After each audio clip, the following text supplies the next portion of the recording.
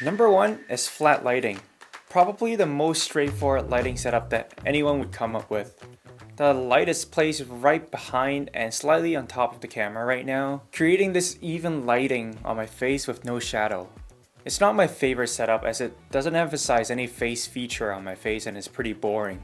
And if you wear glasses like I do, you get major reflection problems. However, this high-key flash setup portrays a welcoming atmosphere and is often used in like a bank commercial or real estate interview.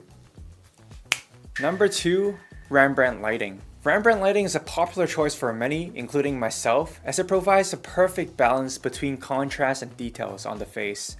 It's named after the Dutch painter Rembrandt, whose work is characterized by having a light triangle on the far side of the face. And to set up for Rembrandt lighting, simply slide your light from directly in front of you to one side around 45 degrees until you see this triangle on your face.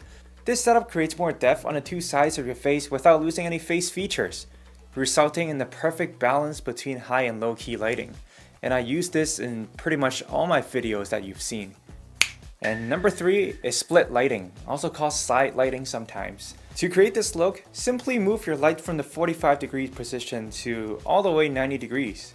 Now my setup isn't perfect as there's a little bit of spill from the window and also the reflection of the wall, but ideally you shouldn't get any of this rim light on the other side of the face, creating this completely split look. Hence the name is split lighting. This setup works best when you're trying to convey a sense of mystery, the unknown, or even evil.